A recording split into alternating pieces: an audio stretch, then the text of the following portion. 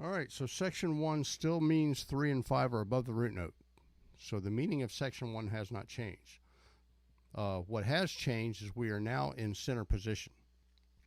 Now what we're going to discover here is that generally speaking, there's almost always 3 different ways you can play exactly the same thing. You can use a left side kind of position, which means your root note's going to be, well, the other notes are going to be physically to the left of the one. Mm-hmm. Right? Center position, they're going to be scattered around the one. In right side position, they're going to be physically to the right of the one. Now, we haven't got there yet, but we're on center position. Mm-hmm. So, you know, you might say, well, okay, how do I know which one to pick for what I want to play? You pick what makes sense in terms of what's going on around it to limit the amount of unnecessary shifting up and down the neck. So can you see me? Yeah. Okay. So that it eliminates unnecessary movement this way. I'm not saying this is bad. You know, of course you got to move this way sometimes, but a lot of times when you're playing, if you can reduce that, you reduce the amount of work that the left hand has to do. Mm-hmm.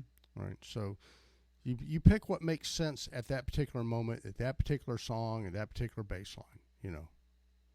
But having these options is good to have rather than just having stuck with one way to play something. And you'll see that more as you get into different kinds of bass lines. You say, oh man, okay, well this is easier, you know. All right, so that's why we're doing this. That's why we're looking at the different positions, okay, is to find efficient ways of fingering things as we, you know, come across them. All right, center position. In the case of the major triad, you see the 3 is basically where it was the last time. Right? Same, you know, still got that 1 on the 5th fret of the D string. I'm sorry, the A string.